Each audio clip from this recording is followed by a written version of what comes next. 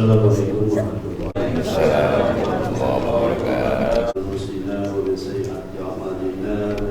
Asyhadu an la ilaha illallah wa asyhadu anna subhanaka la ilma lana illa ma 'allamtana innaka antal hakim. Pada kita laksanakan salat subuh berjamaah. Iman Allah Subhanahu wa taala.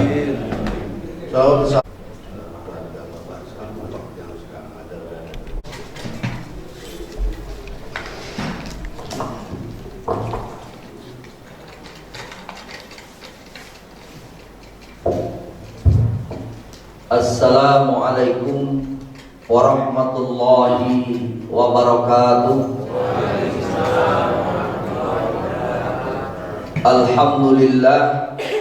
Alhamdulillahilladzi anzala sakinata fi qulubil mu'minin liyazdadu imanan ma'a imanihim. Asyhadu an la ilaha illallah wahdahu la syarikalah wa asyhadu anna Muhammadan abduhu wa rasuluhu la nabiyya ba'da. Allahumma salli ala Muhammad wa ala ali Muhammad, amma ba'd. Qala Allah ta'ala fil Qur'anil Karim, a'udzu billahi minasy syaithanir rajim.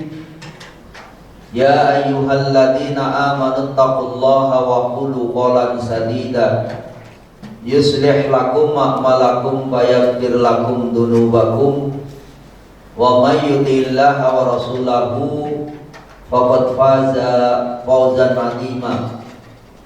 Wa qala ta'ala ya ayyuhalladzina amanu taqullaha haqqa tuqatih wa la tamutunna illa wa antum muslimun. Al-ayat sadaqallahul adzim. Tiada kata yang paling indah selain tasyakur kehadiran tercurah kepada junjungan alam Nabi Agung Nabi Muhammad Rasulullah sallallahu alaihi wasallam yang telah menegakkan dinul Islam di muka bumi ini hingga akhir zaman. Yang kami hormati Pak Haji Eman beserta staf jajaran pengurus Masjid An-Nur, Pak Soleh sahabat saya, Pak RW, Bapak Ibu, hadirin hadirat yang semoga dirahmati Allah. Amin. Kita bersyukur dari sekian hamba Allah di lingkungan sini, terutama kita termasuk orang-orang yang mampu meraih kesuksesan, kemenangan dan keberuntungan pagi ini. Ya, sebagaimana tadi ajakan dari muazin itu panggilan Allah sebetulnya dengan kalimat hayya 'alal falah. Mari kita menuju kepada kesuksesan dan kemenangan. Mudah-mudahan Bapak Ibu di kemerdekaan yang ke-77 ini kita menjadi orang yang sukses, mulia dan bahagia. Bapak Ibu yang dirahmati Allah, kalau ada pertanyaan apakah negeri kita ini sudah merdeka, jawabannya bisa macam-macam. Kalau jawabannya berkait dengan penjajah yang datang secara fisik seperti tempo dulu ada Belanda, ada Jepang dan sebagainya, memang sudah hengkang dan henyak dari negeri kita ini. Tapi dari sisi ekonomi, dari sisi sosial, dari sisi budaya, dari sisi akidah, apakah betul ini sudah merdeka? Nanti kita lihat dari pengertian ataupun tema yang diberikan kepada saya oleh Pak Haji Eman berkaitan dengan makna dan hakikat kemerdekaan yang sesungguhnya itu seperti apa. Dan termasuk kemerdekaan secara komunal atau sosial adalah kemerdekaan negeri kita ini. Sedangkan kemerdekaan secara personal atau individual ya masing-masing kita. Bisa jadi negeri ini merdeka tapi kita nggak merdeka, karena masih banyak orang yang belum merdeka dalam konteks secara individual, secara personal, gitu ya. Karena masih dikuasai oleh hawa nafsunya dan setannya, dikuasai oleh penjajah secara individu juga. Mudah-mudahan kita juga sudah merdeka baik secara individual maupun komunal secara sosial, sehingga kita mampu berkreasi, mampu berkreativitas. Karena salah satu warisan penjajah itu adalah dimatikannya kreativitas dan mental bangsa ini. Saya ingat betul ketika dulu ada pelatihan itu, selalu kalau ada tempat duduk bangku itu, yang pertama kali diisi yang mana Pak? Mesti belakang dulu. Maaf, itu warisan penjajah. Harusnya ketika orang yang sudah berdiri itu ngisi depan. Artinya apa? Ingin tampil, ingin berani dan lain sebagainya. Karena kalau duduk di depan takut disuruh ini, takut disuruh itu dan lain sebagainya ya. Jadi maunya dikoncowin saja, di belakang saja begitu ya.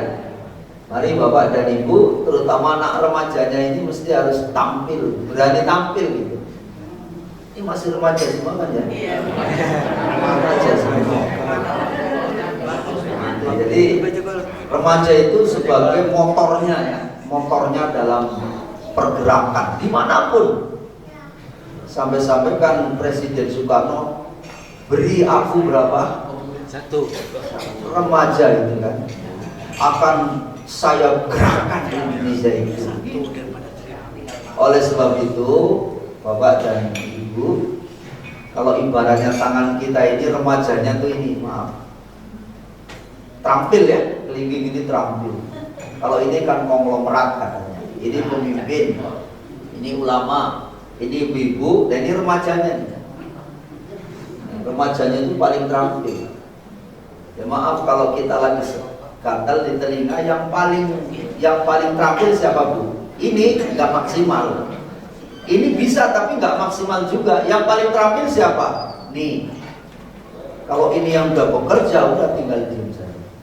Gitu Bu ya. Jadi mari, merdeka itu tidak harus semuanya sama. Karena Allah menciptakan tangan kita juga berbeda ya Bu. Kalau ada tangan yang sama itu berarti tangannya nggak beres. Tangannya mesti berbeda, tingginya berbeda, besar kecilnya berbeda, itulah hidup.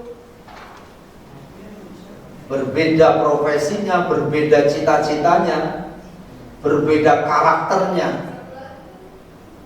Tapi ketika kita lapar, seperti orang awak itu makanya sukanya pakai tangan itu, begitu ngambil,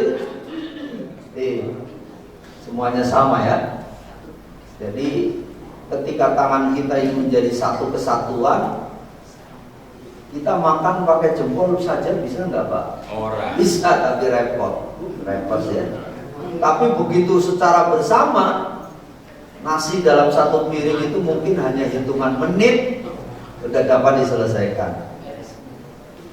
Negara kita hari ini, lingkungan kita hari ini tuh butuh yang itu. Apa itu? Menyusun kekuatan, dan kekuatan itu semuanya berbeda gitu. Kira-kira Pak, kalau semuanya sama enak nggak hidup kita ini Pak? Semuanya orang jadi kaya semua enak nggak? Sengsara Bapak, saya yakin sengsara. Orang kaya semua, nggak ada mau yang nempel ban mobil, enggak. Jadi memang manusia hidup tuh harus begini, harus ada yang. Jadi itulah indahnya. Tapi ketika bersama, menjadikan semuanya itu indah. Bapak Ibu yang dirahmati Allah, karena memang kemerdekaan itu hak segala bangsa. Itu gimana itu? Pembukaan undang-undang dasar. Jadi pembukaan undang-undang dasar negara kita itu sudah menyatakan itu. Jadi kemerdekaan itu hak segala bangsa. Terus apa berikutnya? Penjajahan itu harus dihapuskan di muka bumi ini. Nggak boleh ada penjajahan. Dan itu pun sudah dinyatakan oleh Al-Quran. Kalau Bapak Ibu buka di dalam Quran surah 18, surah apa Bu? Surah 18, halo? Al-Kahfi ayatnya 29, Ibu bisa cek. A'udzu billahi minasyaitonir rajim. Wa qulil haqqu mir rabbikum faman syaa'a falyu'min wa man syaa'a falyakfur. Inna a'tadna lidzalimina nara ahata bihim suradiquha. Wa qulil haqqu mir rabbikum, dan katakanlah wahai Muhammad, kebenaran itu datangnya dari Rabbmu, dari Allah. Kebenaran hakiki itu datangnya dari Allah. Walaupun nanti ada kebenaran banyak ya. Yang pertama tadi haqqul lil haq, itu kebenaran yang sesungguhnya yang datangnya dari Allah. Ada juga haqqu lil am, kebenaran yang sifatnya komunal secara umum. Itu yang dianut oleh negara kita. Jadi kan semakin banyak itu dianggap sebuah kebenaran. Kalau Bapak ingin voting, suaranya terbanyak, itu yang dianggap benar, dianggap. Apakah itu mesti benar? Belum tentu menurut Allah dan Rasulnya. Yang ketiga namanya haqqul nafsi, kebenaran tapi menurut diri kita. Bener dewe. Yang penting dalilnya pokoknya. Garis pokoknya udah dalilnya itu. Pokoknya. Biasanya Pak, kalau sudah dalilnya pokoknya itu, dan setelah itu dalilnya dalilut, setelah itu gelut, mesti berantem. Padahal di dalam Islam itu kita disuruh untuk apa? Bukan mencari pembenaran, tapi mencari kebenaran. Hari ini yang membuat rumit negeri kita ini itu adalah bukan mencari kebenaran, tetapi pembenaran. Bagaimana apa yang saya lakukan itu dibenarkan oleh orang lain. Kebijakan publik itu yang pokoknya dianggap benar gitu. Betapapun itu mungkin nggak menguntungkan rakyat. Yang penting kalau itu sudah disampaikan, pokoknya semuanya harus mengaku benar. Demokrasi kita kan begitu juga ya. Yang mana yang banyak suaranya itu yang benar. Padahal demokrasi itu berasal dari yang gede dimok-mok, yang kecil dikerasi. Tahu dimok-mok Pak? Yang gede-gede itu dilus-lus gitu ya. Tapi yang kecil dikerasi. Ya peristiwa ini yang lagi ramai itu kan. Itu kalau orang kecil selesai, langsung. Tapi kalau persoalannya di rumahnya pejabat itu ya agak rumit. Kok ruwet padahal udah tahu. Lah intelijen kita kan hebat. Maaf, intelijen kita tuh hebat. Dulu zamannya Pak Harto kan begitu katanya. Jangankan udah orang ibaratnya maaf Pak mau buang angin, baru mules aja udah ketahuan tuh orang. Iya ibaratnya Pak dulu zaman Pak Harto itu intelijen kita itu kan orang mau buang angin saja, baru mules udah tahu siapa yang mau mules nih. Jangan main ketut sembarangan ya gitu. Sekarang lebih hebat lagi sebetulnya. Bahwa perencana mau bedil aja udah ketahuan itu. Kok ribet banget ya. Tapi persoalannya tadi, kata Pak Mahfud MD kan, karena ini banyak hal berkaitan dengan struktural katanya, berkaitan dengan ya politik dan lain-lainnya. Bayangkan di sebuah institusi, ya makanya kita nggak usah berlebihan Pak. Ingin yang aman, paling aman itu hakullah Allah. Bagaimana mungkin di rumah pejabat pengawalnya banyak, bintangnya sudah berderet, kok terjadi seperti itu? Bagaimana mungkin? Ya mungkin orang di dunia Pak. Saya ingat betul dulu beberapa waktu yang lalu di lingkungan saya ini, itu keamanan RW-nya Pak Soleh, Pak Eman, itu pentolan polisi, pensiunan polisi. Terjadi kehilangan motor di rumahnya siapa? Di kepala keamanan RW saya, yang polisi itu. Semalam hilang 3 Pak motornya. Waktu diambil motornya istrinya tahu, melihat juga dari dalam. Tapi cuma gini-gini doang, nggak bisa ngomong, nggak bisa ngomong. Begitu motor yang terakhir yang ketiga dibawa lari, baru mama maling, begitu dia udah lari. Itu terjadi di rumahnya ketua keamanannya. Itulah makanya, mari Bapak dan Ibu, dari sisi hukum kita belum merdeka. Dari sisi hukum kita belum merdeka. Coba kalau yang berbuat orang Islam, orang yang selesai dah langsung, dan belum ada pendidikan sudah ketangkap itu. Tapi hari ini kok ribet banget ya kelihatannya. Gak mau gampang untuk itu gampang katanya gitu ya. Nah, oleh sebab itu Bapak dan Ibu, Allah saja itu memberikan kemerdekaan. Apa kata Allah? Dan katakanlah kebenaran itu datangnya dari Rabbmu, maka barang siapa yang ingin beriman, silakan beriman. Barang siapa yang ingin kafir, silakan kafir. Itu kan kemerdekaan namanya. Kita disuruh memilih. Untuk berkaitan dengan Rabbnya saja, itu kita diberi kemerdekaan oleh Allah. Tapi Allah kasih semacam garis tebal. Apa garis tebalnya? Sesungguhnya kami telah sediakan bagi orang-orang yang dolim, yang memilih kafir itu adalah neraka yang gejolaknya mengepung mereka. Nah, gitu. Silakan milih, tapi ingat, kalau kalian memilih kafir, sudah siapkan nih api neraka. Kira-kira gimana kalau sudah gitu ya? Jadi Allah sebenarnya memilih kemerdekaan, dan ternyata banyak juga Pak yang memilih kekafiran. Gitu. Kalau bicara tentang kemerdekaan, merdeka itu ternyata bukan berasal dari itu bahasa Kawi ya. Merdeka itu berasal dari bahasa Kawi atau Sanskerta, berasal dari kata mahardika yang berarti martabat yang tinggi. Jadi kalau orang merdeka itu mestinya memiliki martabat yang tinggi, tidak pernah merendahkan orang, tidak pernah menyepelekan orang, tidak pernah menghina orang. Nyawa manusia itu mahal loh Pak. Ketika orang membunuh satu orang, itu sama dianggap oleh Allah itu membunuh seluruh manusia. Barang siapa yang menghidupkan satu orang, menyelamatkan satu orang, juga seolah-olah dia menyelamatkan seluruh manusia.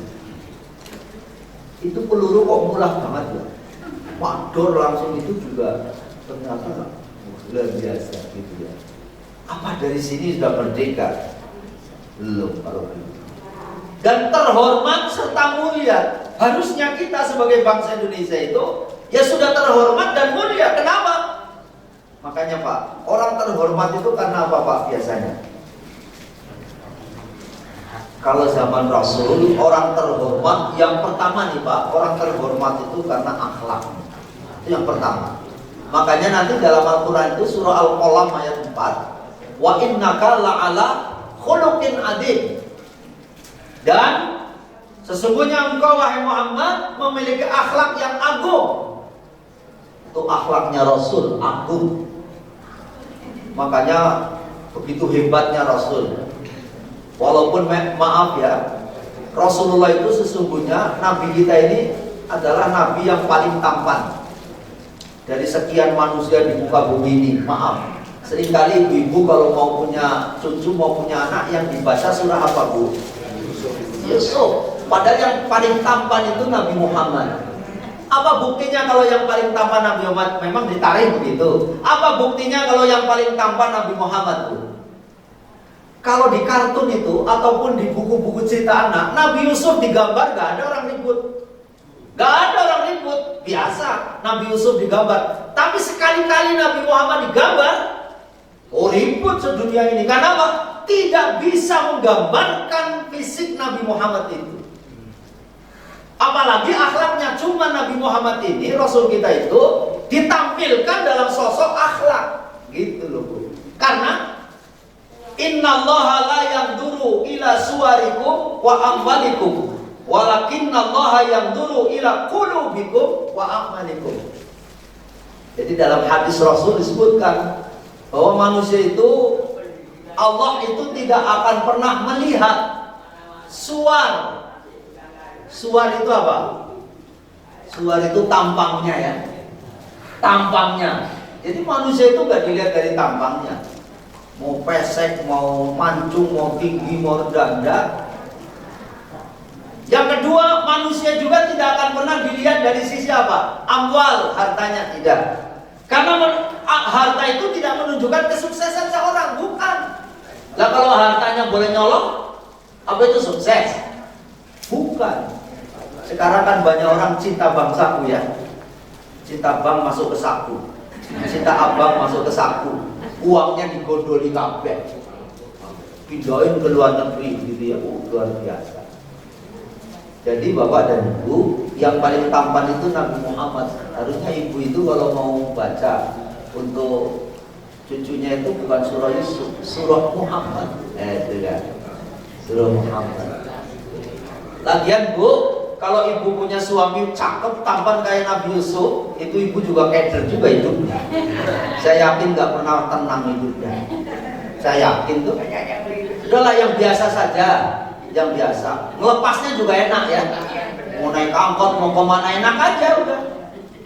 Ya makanya kita ini kan modelnya memang begini Pak. Karena apa? Jadi yang 50% untuk Nabi Muhammad, 25% untuk Nabi Yusuf, 25% untuk dibagi manusia sejagat ini. Ya tampaknya begini aja, kurang ada yang kelebihan. Ya wajar saja. Tapi apapun yang dipertemukan untuk ibu atau bapak, itu yang terbaik. Gitu Bu ya. Ini saja belum merdeka ya, terhormat, mulia. Dan ini dinisbatkan kepada sesuatu atau seseorang yang memiliki martabat yang terhormat dan mulia karena akhlak. Nah tadi ya, yang pertama manusia mulia terhormat itu karena akhlaknya. Yang kedua karena apa Bu? Yarfa'illahu alladhina amanu minkum walladhina utul ilma darajat. Yang kedua karena ilmunya. Jadi orang dimuliakan itu karena ilmunya. Makanya ada yang disebut al-mukarram. Itu apa artinya? Ya, yang kami muliakan. Orang yang dimuliakan itu bisa karena akhlaknya, bisa karena ilmunya. Yang berikutnya, orang dimuliakan juga karena kedudukannya. Orang dimuliakan itu juga karena keseniorannya, karena usia. Nah baru yang terakhir nih karena hartanya. Tapi sekarang dibalik, orang dihormati itu karena hartanya. Hancur tuh kalau orang dihormati karena hartanya. Dan ini juga ibu ikut-ikutan. Kalau punya mantu yang diseleksi juga apanya? Ayo mantunya minum, "Ma, saya mau kenalan." Pertama kali ditanya apa? Gimana dia orangnya, akhlaknya, agamanya. Seorang sempet takon-takon gitu. Yang ditakoni apa? Kerjone neng ndi? Gitu. Itu boleh, tapi nomor sekian. Persoalan dia akhlaknya baik atau tidak, beragama atau tidak, itu orang penting gitu kan. Itu sama seperti itu, kita jadi ikut-ikutan. Mari Bu, kita jangan ikut-ikutan karena hedonisme itu namanya ya. Emang anak saya mau dikasih makan apa? Emang mau cinta doang? Gitu ya. Ya sudah, silakan saja. Nah, oleh sebab itu, martabat yang terhormat, mulia karena akhlak, ilmu, kedudukan, dan harta. Bersifat arif dan bijaksana. Bijaksana ya Bu? Bukan bijak sini. Kalau bijak sini biasanya bejek sana, bejek sini. Hati-hati itu. Orang kalau bijak sini, apa-apa kita aja itu artinya bejek sana, bejek sini. Bersifat arif dan bijaksana, mampu melepaskan diri dari perbudakan atau kesewenang-wenangan nafsu dunia. Itulah esensi daripada kemerdekaan sesungguhnya. Kalau dalam bahasa Arab, kita sering mendengar atau istilah merdeka dalam bahasa Arab itu namanya al-hurriyah. Al-hurriyah atau terbebas dari perbudakan. Merdeka juga bermakna at-tahrir. Ada namanya Pak Tahrir, ada namanya Ibu Hurriyah. Seringkali kalau Hurriyah itu untuk ibu-ibu ya. At-tahrir itu memerdekakan.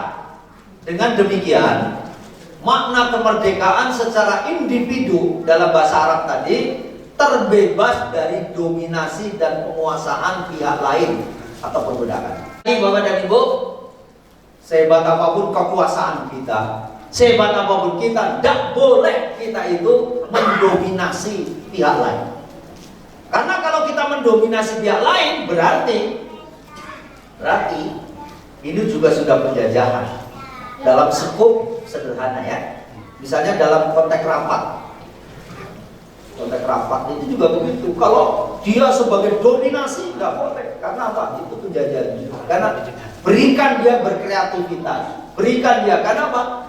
Selemah apapun manusia itu konsep Islam, selemah apapun manusia mesti punya kekuatan, sekuat apapun manusia mesti punya kelemahan. Itulah bentuk apa? Butuh namanya.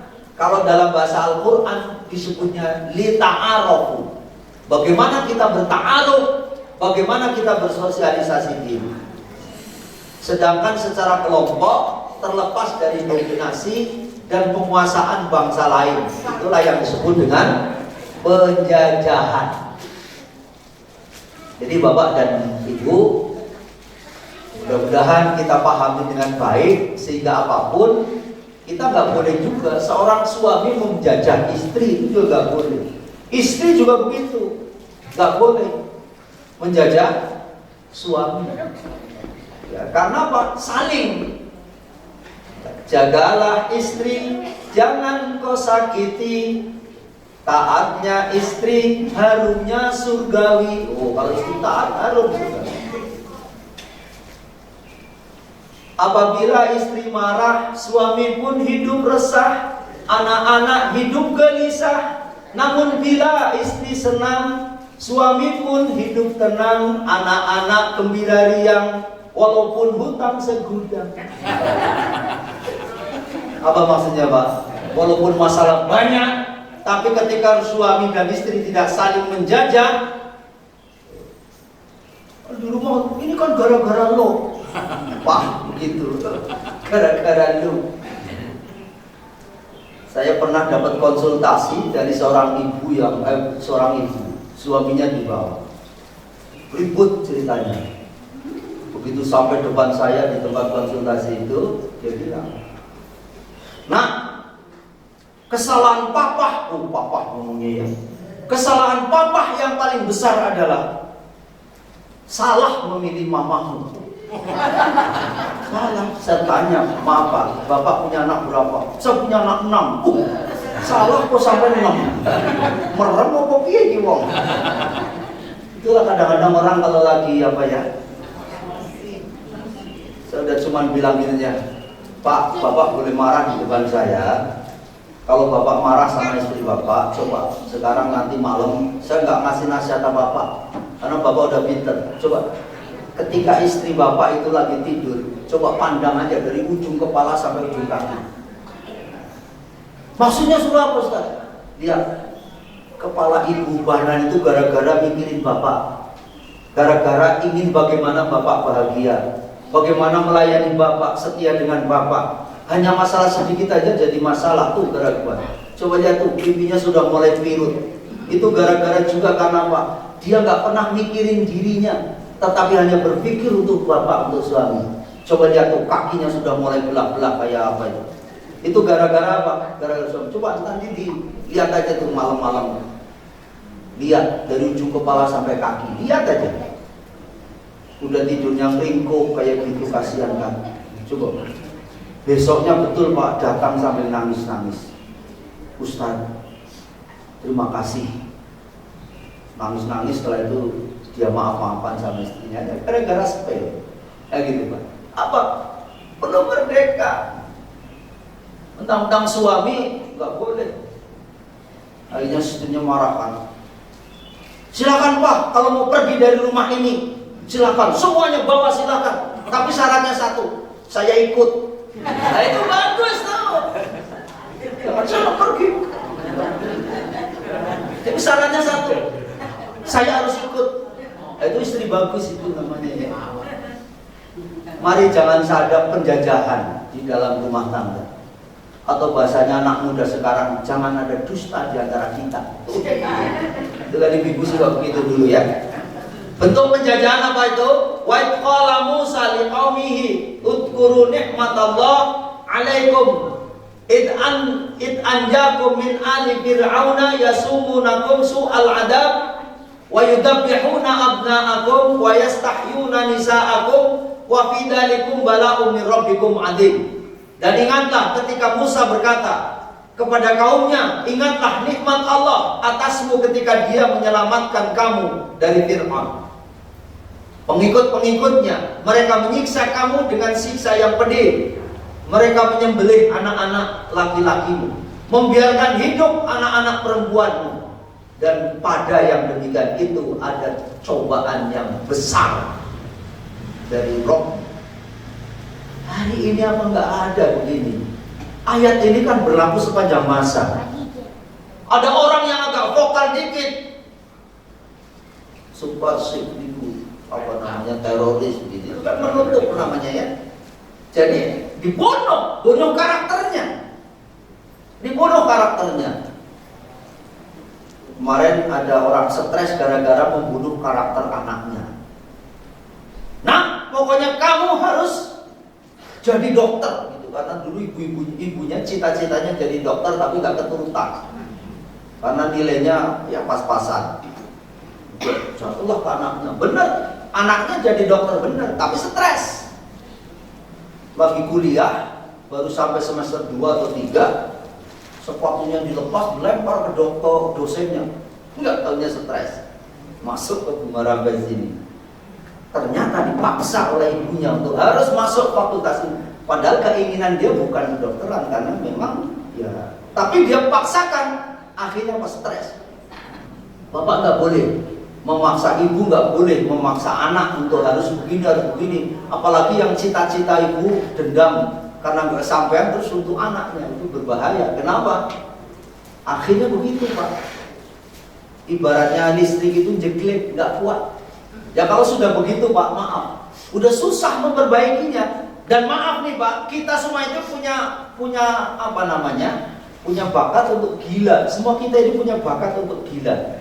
Tapi pertahankan, jangan sampai jeglek. Kalau sudah jeglek itu, walaupun sembuh itu nggak ada yang namanya sembuh, itu nggak ada total. Mesti punya masalah sedikit, udah kumat lagi itu, peringas-peringis itu, senyum sendiri lama. Makanya hati-hati Bu, jangan suka senyum sendiri, gedeng. Itu di rumah sakit sekarang meningkat sampai dengan 115% orang gila itu. Apalagi setelah pandemi ini. Ini besok mau pemilihan umum, banyak orang gedeng lagi. Udah habis jual sawah, jual tanah. Tukang kaos nagih nggak kebayar juga, apa nggak stres tuh? Udahlah, kalau bapak mau nyalon, kalau nggak banyak duit nggak usah. Gak bakal jadi. Sekarang apa? Karena orang dihormati karena duit.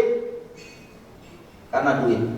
Ya, makanya kalau hanya modal bismillah, ora iso. Gak bisa. Stres. Di dalam Al-Qur'an juga Allah berfirman, "Inna fir'auna 'ala fil ardi wa ja'ala ahlaha syia'an yastad'ifu ta'ifatan minhum yudbihu abna'ahum wa yastahyuna nisa'ahum innahu kana minal mufsidin." Sesungguhnya Fir'aun telah berbuat semenang-menang di muka bumi dan menjadikan penduduknya berpecah belah dengan menindas segolongan dari mereka, menyembelih anak laki-laki mereka dan membiarkan hidup anak-anak perempuan mereka. Sesungguhnya Fir'aun termasuk orang-orang yang berbuat kerusakan. Hari ini hati-hati ketika kita jadi pemimpin, ketika jadi pejabat, jangan memperbelah umat. Jangan malah jadi gaduh gara-gara apa? Pernyataannya. Ya makanya kita disuruhnya itu apa? Jadi sebelum kita ngomong itu suruh berpikir dulu. Karena apa? Ketika itu sudah terlepas, maaf, itu nggak main-main kalau pejabat ngomong itu. Kenapa? Itu menjadikan apa? Ya sudah, sebuah pembenaran. Hari ini banyak kita gaduh, lelah ngurusi apa? Pernyataan-pernyataan para pemimpin kita itu. Ini sudah terjadi juga ya. Jadi ayat ini memang sudah sejak 14 abad yang lalu, tapi masih berlaku sampai hari ini. Bagaimana negeri kita, bagaimana lingkungan kita, itu tergantung dari pemimpin kita. Ya, mudah-mudahan ke depan pemimpin kita itu orang-orang yang amanah, orang-orang yang bisa menjalankan pemerintahan dengan baik, sehingga kita menjadi hidupnya nyaman. Gara-gara vaksin ada ribut kemarin suruh daftar apa Ustaz? Wong tuku kok suruh daftar? Iya. Kecuali kalau gratisan nggak masalah ya Bu ya. Akhirnya nggak berguna. Untuk apa coba? Begitu. Jadi ya memang kayaknya ada yang membuat bagaimana agar resah gitu ya. Mudah-mudahan ini tidak terjadi di lingkungan kita. Tapi ingat, jangan lupa Pak, ada penjajahan yang bersifat mental dan rohani kita. Di dalam Al-Quran Allah berfirman, afara'aita man ittakhadha ilahahu hawahu wa adallahu Allahu ala ilmin wa khatama ala sam'ihi wa qalbihi wa ja'ala ala basirah gishawatan faman yahdi bihi ba'dillah afala tadakkarun. Maka pernahkah kamu melihat orang-orang yang menjadikan hawa nafsunya sebagai rohnya, sebagai Tuhannya, dan Allah membiarkannya berdasarkan ilmunya, dan Allah telah mengunci mati pendengaran dan hatinya dan meletakkan tutup atas penglihatannya, maka siapakah yang akan memberinya petunjuk sesudah Allah membiarkannya sesat? Maka mengapa kamu tidak mengambil pelajaran? Ini penjajahan yang sesungguhnya Pak, secara hakiki. Karena apa? Yang dijajah itu pikirannya, perasaannya, batinnya dan dirinya. Ini yang sungguh mengerikan, gitu ya. Jadi sebetulnya Pak, terjadinya penjajahan secara komunal, ya, sosial itu berangkatnya dari penjajahan secara individu sebetulnya. Ketika manusianya baik seperti sosok Rasulullah, ya tidak mungkin dia akan menjajah. Karena apa? Beliau adalah akhlaknya mulia, akhlaknya agung. Dalam bahasa Al-Quran itu akhlakul adimah. Ya mungkin Bapak dan Ibu yang mengalami, kalau saya nggak mengalami ya. Saya lahir sudah merdeka. Ya mungkin yang tahun 40-an ya kesana gitu ya. Betapa kalau penjajahan itu dampaknya penyiksaan mental atau fisik, menderita, kemiskinan, kebodohan, keterbelakangan. Ya banyak orang tua kita nggak sempat sekolah dan lain sebagainya. Luar biasa itu kalau sudah penjajahan. Nah oleh sebab itu, maka inilah di dalam Al-Quran Allah juga berfirman, walau ittaba'al haqqu ahwa'ahum lafasadatis samawati wal ardu wa man fihinna bal atainahum bidzikrihim fahum an dzikrihim mu'ridun. Andai kata kebenaran itu menuruti hawa nafsunya, pasti binasalah langit dan bumi dan semua yang ada di dalamnya. Sebenarnya kami telah mendatangkan kepada mereka kebanggaan atau Al-Quran kepada mereka, tetapi mereka berpaling dari kebanggaan itu. Makanya Bapak dan Ibu, hari ini banyak orang yang melengos dari Al-Quran. Akhirnya apa? Penjajahan terjadi, mengabaikan Al-Quran, melecehkan Al-Quran, gitu ya. Hari ini luar biasa. Nah oleh sebab itu, maka dampak daripada penjajahan itu begitu luar biasa. Kemiskinan itu luar biasa. Dulu saya ingat cerita orang tua saya, kakek saya itu kan, apalagi ketika sudah semuanya kekayaan kita diborong, diambil semuanya ke sana, dimusnahkan, hidupnya susah, makan susah, pakai pakaian itu konon katanya pakai karung goni. Kalau ibu tahu karung goni itu, karung yang tebal itu yang banyak kutunya. Makan sulit sekali, untuk makan saja. Nah oleh sebab itu Bapak dan Ibu, ini kan apa? Miskin, kita ini miskin. Padahal kekayaan kita luar biasa ya Pak ya. Bayangkan, penghasil timah nomor 1 di dunia itu Indonesia.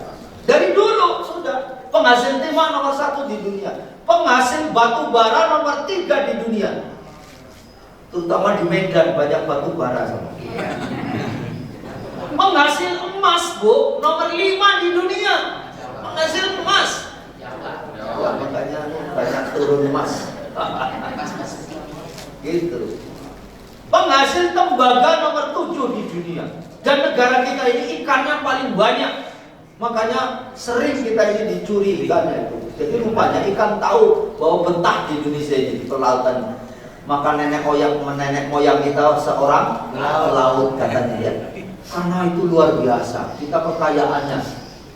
Makanya saya pernah punya guru orang Mesir. Kalau Indonesia itu miskin, saya heran. Karena saking herannya Herman. Karena saya punya kawan dulu namanya Herman. Tapi ternyata saya tanya orang tuanya, kenapa kok namanya Herman? Ya karena dulu saya katanya divonis susah punya anak. Punya anak, saya saking herannya menjadi Herman. Saya gitu. Gitu Pak. Heran kalau Indonesia ini sampai miskin.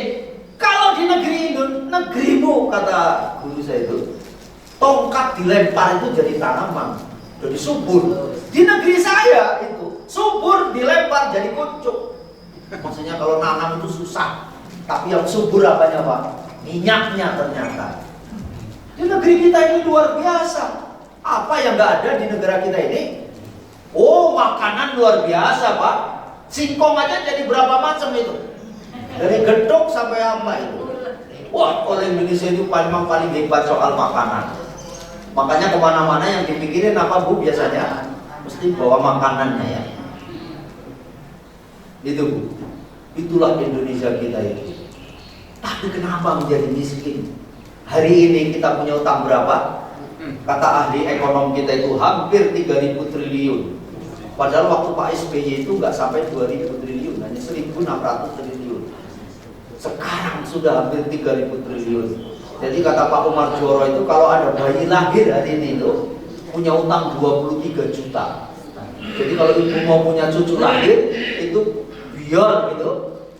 Jadi penduduk yang sudah 260 itu punya utang 23 juta. Makanya di rumah sakit banyak yang nggak mau lahir. Akhirnya dipaksa lahir. Sudah waktunya nggak mau lahir Pak. Itu artinya disesar. Dipaksa kan? Bayi aja tahu nggak mau lahir karena apa? Begitu lahir punya utang. Nah, kita nggak usah pusing kalau ibu punya utang karena apa negeri kita itu luar biasa. Gimana tuh? Hobinya pemimpin kita utang. Karena apa? Kita menggunakan kalender.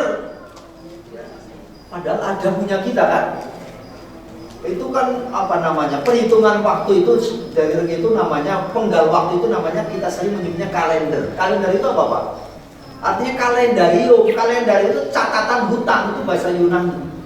Jadi kalau ibu menggunakan kalender berarti banyak catatan hutang. Yang betul itu apa Pak? Al-amanah, bukan almanak. Almanak itu lambene wong Jawa. Kalau orang Jawa kan ngomong hak itu K, Nabi Muhammad. Alhamdulillah. Ini Pak, ada lampu nyala. Terus ada kabel yang menghubungkan dari setrum. Namanya apa Pak? Bahasa Arabnya yang untuk menghubungkan habel, hablun. Tapi lambene wong Jawa ngomong habel, angel, kabel. Itu bahasa Arab tuh, kabel itu bahasa Arab.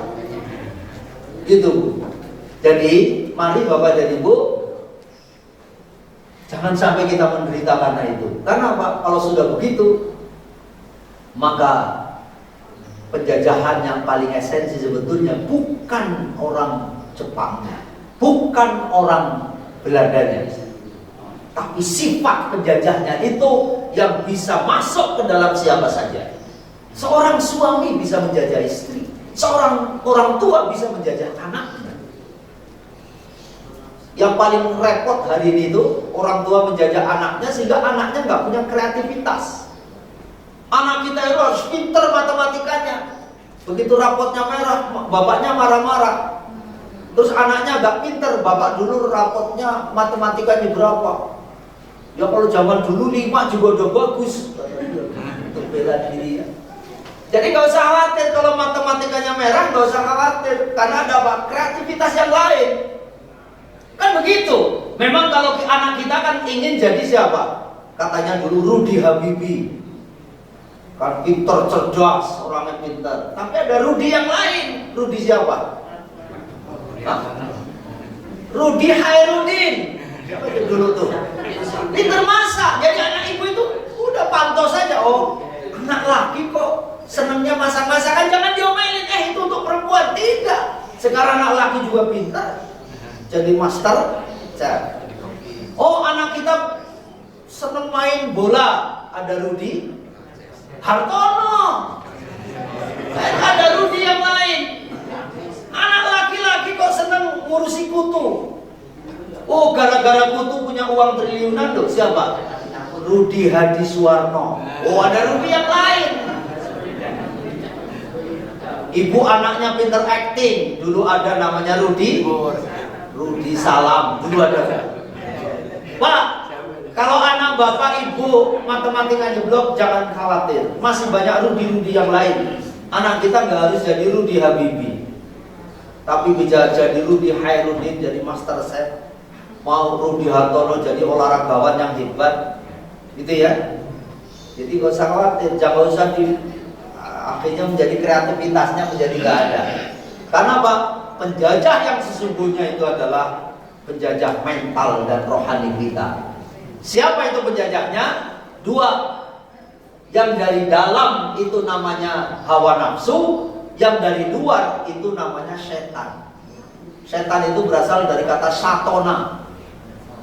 Ya, sesuatu yang menjauh dari Allah itu namanya setan. Mudah-mudahan kita nggak terjajah, karena manusia itu punya potensi luar biasa.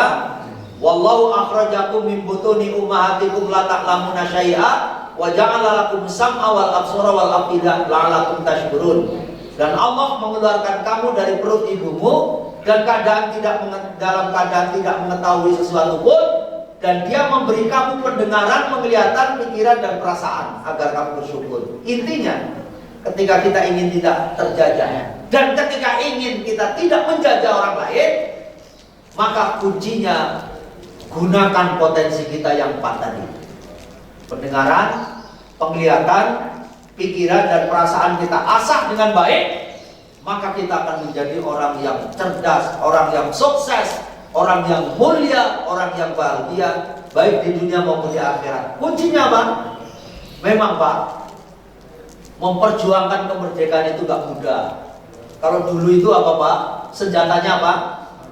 Bambu runcing. Mereka pakai meriam. Mending kalau meriam berlina ya. Ini meriam, begitu bom sekali habis. Lah kita pakai bambu runcing. Tapi kenapa bisa merdeka? Apa Bu? Kenapa bisa merdeka? Bukan karena kehebatan kita, bukan karena siapa? Berkat rahmat Allah. Itu dinyatakan dalam pembukaan Undang-Undang Dasar. Nah, oleh sebab itu, dalam kesempatan yang baik ini, mari Bapak Ibu, kita mengisi kemerdekaan kita. Tugas kita itu bukan hari ini adalah mengisi kemerdekaan. Jadi ternyata mengisi kemerdekaan itu tidak gampang. Mari kita berkontribusi dimanapun Bapak Ibu berada. Yang anak muda berkontribusi bagaimana anak muda yang kreatifnya baik. Kita sebagai petugas di lingkungan, mari kita berkontribusi untuk lingkungan kita. Jangan cuma gitu kan. Tapi apa yang bisa kita lakukan untuk negeri kita ini? Apa yang bisa kita perbuat untuk agama kita? Gitu. Karena apa? Hari ini tinggal itu. Dan kemerdekaan yang sesungguhnya, apa kata Rasulullah? Kalimatul sawa, la ilaha illallah. Itu kemerdekaan yang sesungguhnya. Tidak ada ilah kecuali Allah. Itulah terbebas dari makhluk dan kita terikat kepada Khalik. Jadi maaf Pak, kalau yang namanya merdeka juga tidak bebas sebebas-bebasnya, tapi kita terikat, tapi terikatnya terhadap Khalik atau Allah Subhanahu wa taala.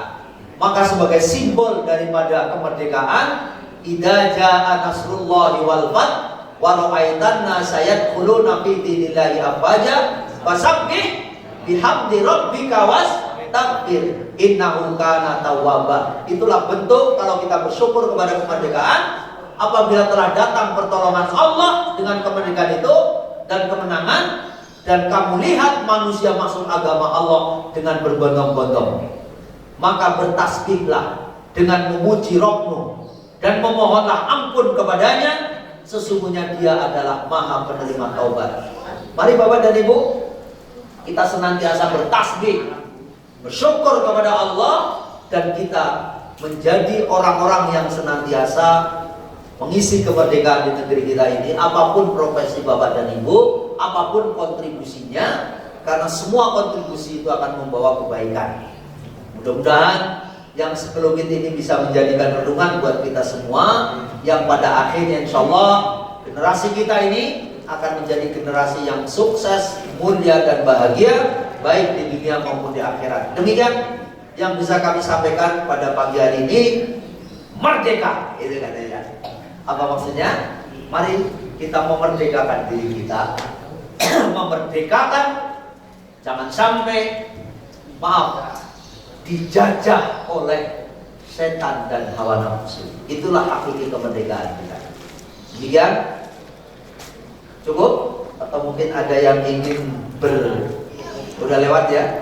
Mohon maaf, nggak kelewatan sedikit. Cukup ya? Baik, demikian. Mudah-mudahan yang sebelum ini bisa menjadi renungan kita untuk memotivasi kita semua. Apapun yang terjadi hari ini, mudah-mudahan kita terus berjuang, terus bergerak menuju kepada kebaikan, yang pada akhirnya kita akan sekali lagi menjadi orang-orang yang beruntung dan menang. Mari kita berdoa dan juga doa kafaratul majlis. Subhanakallahumma wa bihamdika asyhadu an la ilaha illa anta astaghfiruka wa atubu ilaik. Billahi taufiq wal hidayah. Assalamualaikum warahmatullahi wabarakatuh.